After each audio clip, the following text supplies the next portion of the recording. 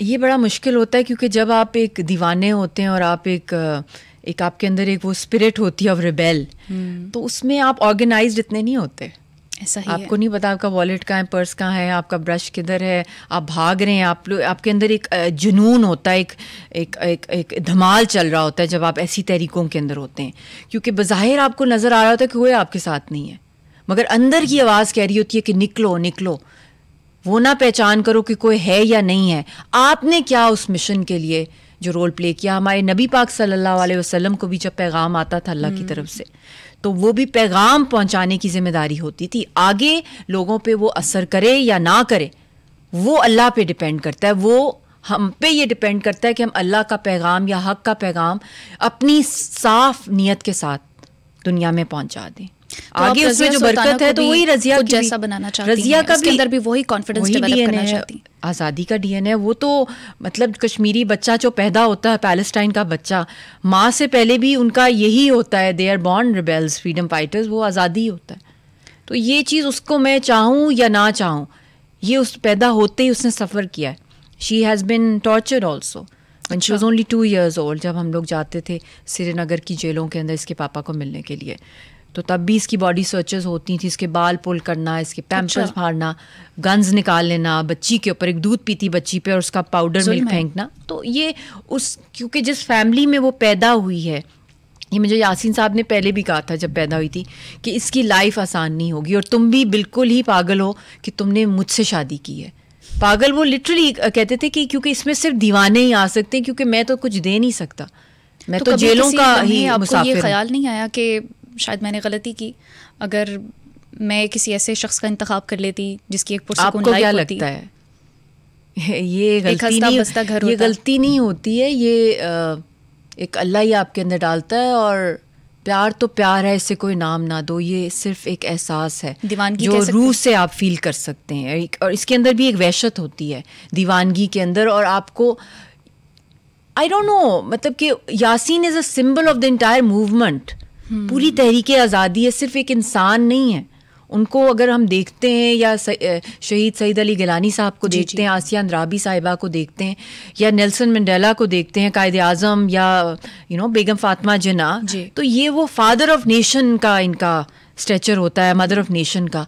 और इनके लिए कोई भी मतलब इनको मिलना ही एक मेरे ख्याल में किसी भी शख्स के लिए एक ख्वाब होता है। तो वो फिर शादी हो जाना, तो वो तो मुझे वालदा भी छेड़ती थी कि ये तो किताबों में या पढ़ना ऐसे लेजेंड्स के बारे में, इनके साथ ज़िंदगी गुजारना ये कांटों की सेज है। 2005 में गालिबन आपसे पहली मुलाकात हुई। यस, फैज़ अहमद फैज़ की नज़म आपके दिल में घर कर गई, मेरे कार्व कर गई जो उनकी आवाज़ थी, जिस तरह उन्होंने उसको रिसाइट किया। और ये मेरी कश्मीर कॉलिंग थी, रूहानी कॉलिंग थी। और फिर 2009 में पहली दफ़ा मैं, क्या उम्र थी आपकी उस वक्त? I was 19 at that time. और जब शादी हुई मेरी, तो मैं 6 सितंबर को वहाँ पे पहली दफ़ा जो मैं पहुंची, और इत्तेफाक से पाकिस्तान का डिफेंस डे बनता है, and I was the first Pakistani public figure जिसको पब्लिक ने वहाँ पे रिसीव किया मकबूजा कश्मीर में, जहाँ हर जगह गोलियाँ बरस रही हैं, शहीदों के जो फ्यूनरल्स जो हो रहे हैं, तो वहाँ पे खुशी, एक जश्न होना। और जब भी मैं गई तो लोगों ने जिस तरह वेलकम किया और जो नारे लगाए आज़ादी के और पाकिस्तान के हक़ में, और जो प्यार में मतलब पाँव को भी पकड़ना कि उस मिट्टी से आप आए हैं, पाँव को भी चूमने की कोशिश करना कि आप पाकिस्तान की मिट्टी से आएँ। और फिर फ़ौरन ही यासीन साहब मुझे हर दफ़ा जब भी मैंने जाना तो वो मुझे शहीदों के कब्रिस्तान सबसे पहले हम वहाँ जाते थे, जब भी मैं कभी। 15 सालों में करीबन 16 होने वाले हैं अब जी। 22 फरवरी को हमारी 16th वेडिंग एनिवर्सरी की सालगिरह होती है। तो इन 16 सालों में करीबन आप 60 दिन उनके साथ रहीं, आप भी तहरीक की होके रह गई। पता नहीं, लाइफ तो वैसे भी गुजर जानी है इंसान की। मुझे ये याद है कि जब मेरे वालिद साहब की डेथ हुई 2002 में, तो हम बड़े छोटे थे, तो बहुत से मुश्किलात आई मेरी वालदा को, कोर्ट केसेस आए, बहुत सी इश्यूज़ हुए, तो उन्होंने बड़ी बहादुरी से वो टाइम गुजारा। तो जब 2005 में यासीन साहब को हम मिले, क्योंकि अम्मी पॉलिटिक्स में थी और वो उन डेलीगेशंस को सारा इनका हैंडल कर रही थी जो आए थे पीस प्रोसेस में, तो मुझे याद है यासीन साहब ने जब प्रपोज़ किया, राइट अवे प्रपोज़ल था उनकी तरफ से, और फिर काफ़ी साल लगे because I was studying at that time. तो उन्होंने मुझे एक बात की जो कि मुझे बहुत ज़्यादा स्ट्राइक की। उन्होंने कहा कि मेरी ज़िंदगी में सिर्फ काम है, मुझे थोड़ी सी खुशी चाहिए। अच्छा। और वो मुझे ऐसे लगा जैसे मैंने कहा कि शायद अल्लाह ने मुझे इसलिए पैदा किया कि इनकी लाइफ के अंदर कोई थोड़े से मोमेंट्स जो हैं वो हंसी के, सुकून के आ जाएं। वरना तो इन्होंने सारा बचपन से लेकर उनकी बॉडी का एक एक हिस्सा जो है वो टॉर्चर से गुजरा है, और उनको तो 3rd डिग्री टॉर्चर की औलाद भी नहीं हो सकती। तो इतनी बड़ी कुर्बानी के लिए आप तैयार हो गई फिर?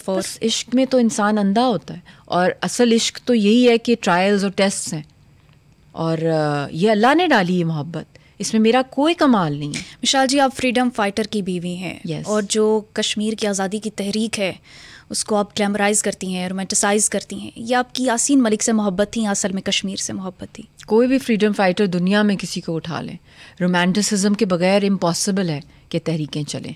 क्योंकि उसमें तो आपने दीवाने अगर नहीं होंगे, क्योंकि आप वोट तो लेने नहीं जा रहे, और आपके सामने तख्त है, तख्ता है, और तख्त आप लेना ही नहीं चाह रहे।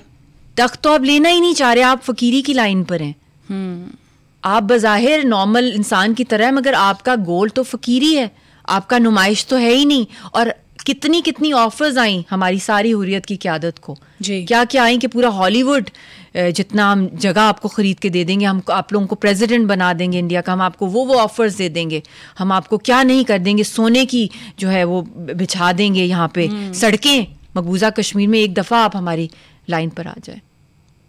तो ये तो ऊपर से ही होता है, और ये अल्लाह ही फिर उसके अंदर हिम्मत डालता है, और फिर बंदा चलता जाता है। वेडिंग एनिवर्सरी 22 फरवरी को, अगर आप इमेजिन करें कि इस वक्त यासीन मलिक जेल में ना होते, कश्मीर में होते, तो आप कैसे मनाती अपनी वेडिंग एनिवर्सरी?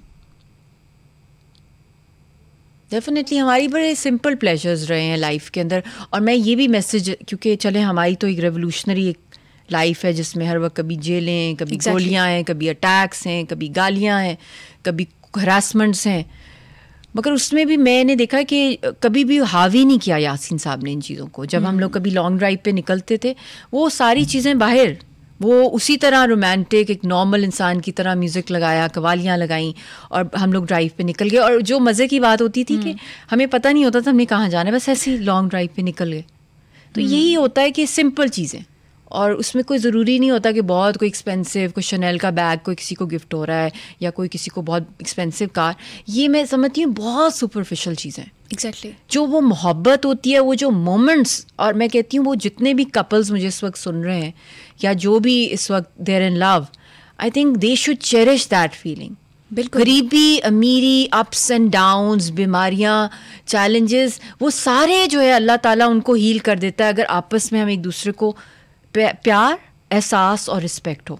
तो वो वक्त, और औरत अक्सर मैंने देखा है, औरतें भी और मर्द भी, वो आपस में अपनी रिलेशनशिप्स में यही एक दूसरे से डिमांड करते हैं एंड ऑफ द डे कि जी मैंने ये कर दिया, उसके लिए मैंने वो देखें उसने क्या किया, वफा नहीं की। तो रिस्पेक्ट बड़ा दिलखराश वाक़या था कि जब आपकी वेडिंग पिक्चर्स को भी इंडियन आर्मी ने डिस्ट्रॉय किया था आपके घर में घुस के। यस। कैसा महसूस किया था उस वक्त आपने? ये उन्होंने किया था जिस दिन 27 फरवरी को 2019 को, उससे चंद दिन पहले हमारी 10th वेडिंग एनिवर्सरी पे यासीन साहब को इन्होंने अरेस्ट कर लिया था। तो मेरी सास घर पे अकेली थी। अच्छा। और यासीन साहब को अरेस्ट करके ले गए थे। 26 का वाक़या, 26 फेब 2019। मतलब हम न्यूक्लियर वॉर की तरफ हेड कर रहे थे, इतना खौफ। तो ये लोग आए और उन्होंने जितनी भी यासीन साहब की पिक्चर्स थी, स्पेशली पाकिस्तान से जो उनकी टूर की थी, विजिट्स प्राइम मिनिस्टर्स के साथ, लेटर्स, और ख़ास तौर पे हमारी शादी, तो उन्होंने कहा पाकिस्तान के साथ जो भी कोई रिश्ता है हम उसको आग लगा देंगे। शादी की तस्वीरें ना होगी, हाँ, वो न्यूक्लियर बॉम्ब हो गए। मतलब कि वो इतना उनके अंदर नफरत थी। क्यों चुपती है इंडियन आर्मी को आपकी शादी, क्यों चुपती है? I don't know. हालांकि हम तो अमन का पैगाम लेके गए थे हमारे अंदर। तो मैं कहती हूँ कि मैं अब भी यही बात करती हूँ कि I am ready to talk to anybody. अगर वो बात कश्मीरियों की हक़ खुदरादियत के हवाले से हो, तो हमने तो 50 साल हुर्रियत रहनुमाओं ने पीस प्रोसेस को हमेशा सपोर्ट किया है। मगर बदकिस्मती से 50 साल हिंदुस्तान ने धोखा दिया है। जो इंडो पाक डायलॉग्स हुए, और अब भी मैं यही कहूँगी कि जो ऑफिशियल पाकिस्तान के फॉरेन ऑफिस का स्टांस है कि हम तभी इंडिया से बात करेंगे जब वो रिवर्स करेगा आर्टिकल 370 और 35A। मगर फिर फीलर्स ऐसे छोड़े जाते हैं यहीं के लीडर्स की तरफ से, वो हमें बहुत हर्ट करते हैं। क्योंकि एक तरफ एक कब्रिस्तान मोदी ने आर्टिकल को वापस लिया जाएगा, आपको लगता है? ये लेके जाना चाहिए, और इसके लिए ये तभी जाएगा जब इसके ऊपर बहुत स्ट्रॉन्ग कैंपेन पाकिस्तान की तरफ से इंटरनेशनल जितने भी फॉरम्स हैं, चाहे वो इंटरनेशनल कोर्ट्स हैं, चाहे वो इंटरनेशनल क्रिमिनल ट्रिब्यूनल्स हैं, यूएन के मैकेनिज्म्स हैं, चाहे वो यूएन की कमीशन ऑफ इंक्वायरी है, और इस वक्त तो ख़ास तौर पे पाकिस्तान माशाल्लाह is a non permanent member इस साल से यूनाइटेड नेशंस का। इनकी बहुत ज़्यादा वॉइस और पावरफुल हो सकती है। यहाँ मैं मगर एक तरफ जब इंटरनेशनल जी कि पाकिस्तान में गवर्नमेंट और अपोजिशन भी एक दूसरे पर ये इल्ज़ाम लगाती है, मैं आपसे ये राय लेना चाहूँगी कि इमरान खान उन्होंने जो सरेंडर किया कश्मीर कॉज के हवाले से, और फिर जो नरेंद्र मोदी की पॉलिसीज़ हैं, आप क्या समझती हैं कि ये कॉज को किस हद तक किसने नुकसान पहुँचाया ज़्यादा, इमरान खान ने या नरेंद्र मोदी ने?